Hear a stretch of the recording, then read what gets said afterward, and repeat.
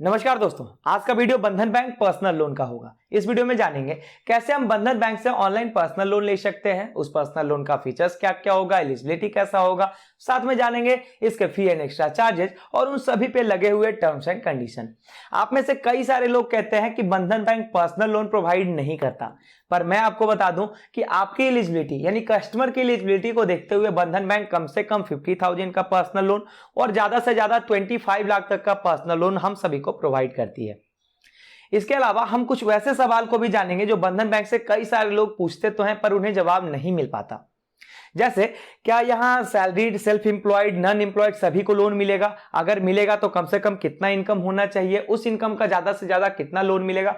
मतलब बंधन bank personal loan से रिलेटेड सब कुछ जानेंगे इसी वीडियो में।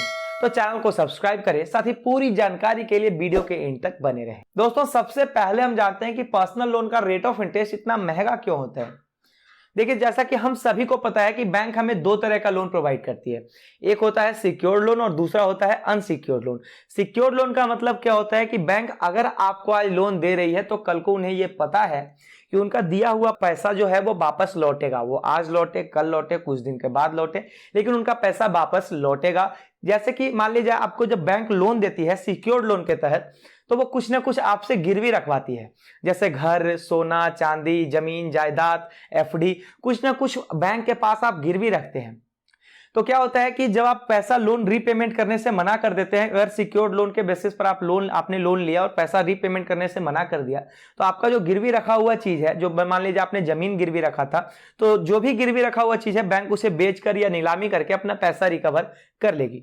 लेकिन वहीं अनसिक्योर्ड लोन की बात करें, सीधे सीधे आप पर्सनल लोन से समझ सकते हैं कि यहां ना तो सिक्योरिटी की जरूरत होती है और ना ही गारंटर की जरूरत होती है। अनसिक्योर्ड लोन में आपके क्रेडिट हिस्ट्री यानी पास्ट का जो क्रेडिट हिस्ट्री है और आपका जो अभी का इनकम है, इन दोनों को देख करके पर्सनल लोन दिया जाता है। वो करीब 45 लाख, 50 लाख, 25 लाख, 30 लाख, हर बैंक का अलग अलग अमाउंट होता है। इसीलिए पर्सनल लोन का जो रेट ऑफ इंटरेस्ट होता है वो कुछ महंगा होता है, ताकि अपना जो बैंक जो प्रिंसिपल अमाउंट देती है वो जल्द से जल्द रिकवर कर सके। बाय द वे, बंधन बैंक पर्सनल लोन का जो करेंट रेट ऑफ इंटरेस्ट चल रहा है वो है 10.25% से स्टार्ट होकर के मैक्सिमम 19% पर एनम तक जाता है।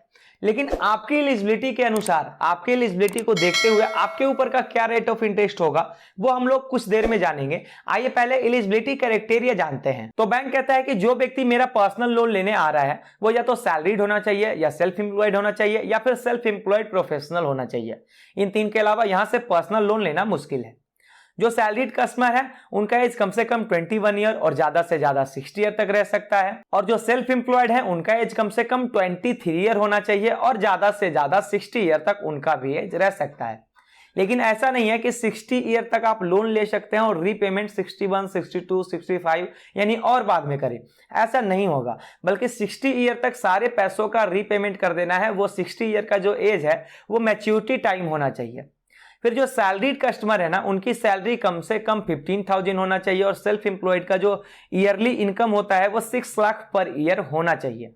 इतने के बाद अगर आपका सिविल भी बेहतर रहता है तो यहां से कम इंटरेस्ट पर लोन के लिए एलिजिबल हो जाएंगे। फिर जब डॉक्यूमेंट्स की बात करें तो डॉक्यूमेंट्स के रूप में आइडेंटिटी प्रूफ, एड्रेस प्रूफ देना होगा, जैसे पैन कार्ड, आधार कार्ड।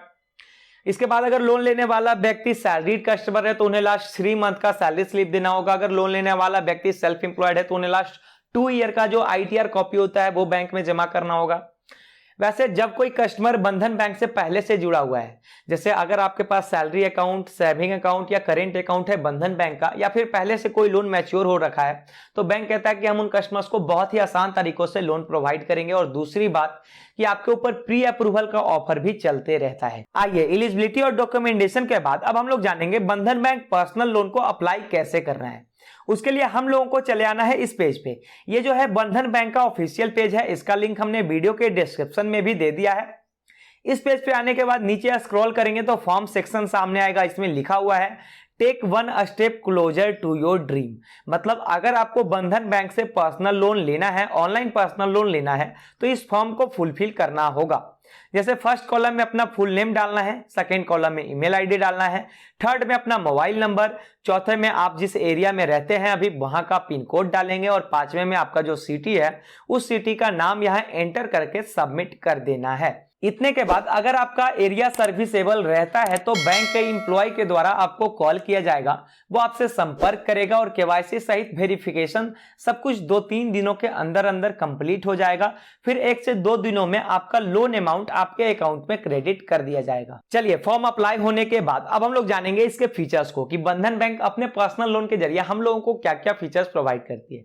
तो बैंक कहता है कि जो भी व्यक्ति मेरा पर्सनल लोन लेने आ रहे हैं, हम उनके एलिजिबिलिटी और क्रेडिट हिस्ट्री को देखते हुए कम से कम 25,000 to 50,000 और ज्यादा से ज्यादा 25 लाख तक का पर्सनल लोन प्रोवाइड कर देंगे।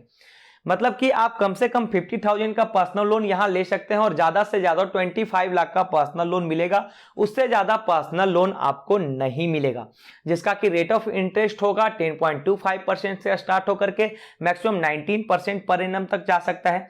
लेकिन रेट ऑफ इंटरेस्ट को लेकर मैं आपको बता दूं कि कोई भी बैंक अपने स्टार्टिंग रेट ऑफ इंटरेस्ट पे पर्सनल लोन नहीं देती है। यहां भी 10.25% के स्टार्टिंग रेट ऑफ इंटरेस्ट से आपको पर्सनल लोन नहीं मिलेगा। इस बैंक का जो पर्सनल लोन का रेट ऑफ इंटरेस्ट ज्यादातर देखा गया है वो 14% to 19% ही रहता है। उससे कम रेट ऑफ इंटरेस्ट ज्यादातर नहीं देखा गया है, वो रेयर केस होता है।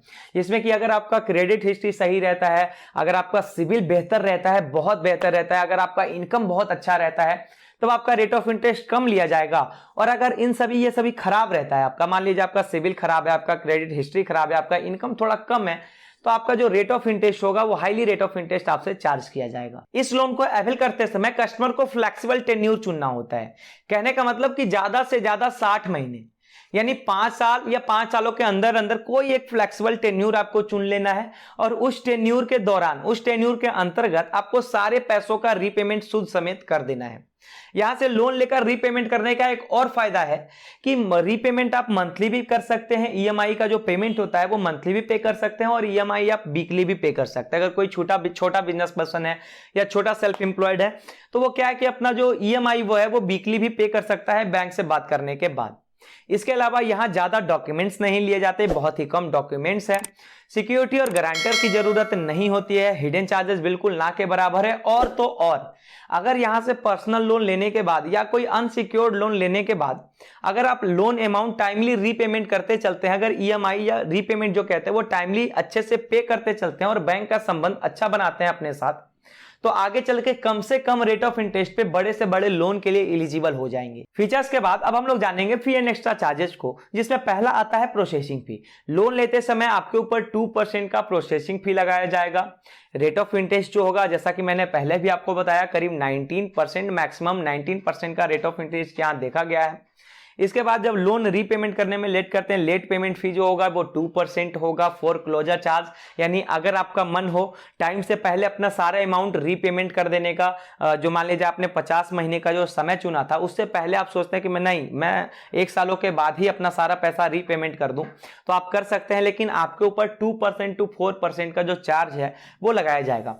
इसी तरह के कई और चार्जेस है जिससे हमने कमेंट बॉक्स में नोट कर दिया है, आप वहां से पढ़ सकते हैं। कुछ बेल नोन सलाह है दोस्तों कि अगर आप पहले से बंधन बैंक के कस्टमर हैं और यहां से पर्सनल लोन लेना चाहते हैं तो ऑनलाइन फॉर्म अप्लाई ना करके आप डायरेक्ट बैंक के एम्प्लॉय से संपर्क करें। जो बैंक का एम्प्लॉय आपका फाइल देखता हो या फिर जिस बैंक के एम्प्लॉय से आपका संबंध बेहतर हो उससे आप संपर्क करें, आपका लोन अप्रूव्ड होने का चांस बढ़ जाएगा। दूसरी बात यह है कि लोन लेने के बाद जब रीपेमेंट करने की बारी आती है तो ईएमआई, सारा ईएमआई आप टाइमली पेमेंट करते चले। ऐसा नहीं करने से आपका क्रेडिट हिस्ट्री खराब होगा और क्रेडिट हिस्ट्री खराब होने मात्र से ही आप अनसिक्योर्ड लोन नहीं ले पाएंगे और ना ही क्रेडिट कार्ड का मजा आप उठा सकते हैं। तो ऐसा ना करें, सारा लोन, सारा ईएमआई टाइमली रीपेमेंट करते चले। ये पूरा डिटेल था दोस्तों बंधन बैंक पर्सनल लोन का। हमें उम्मीद है कि ये पूरा डिटेल आपको जरूर समझ में आ गया होगा, आपने इसे जाना और समझा भी होगा।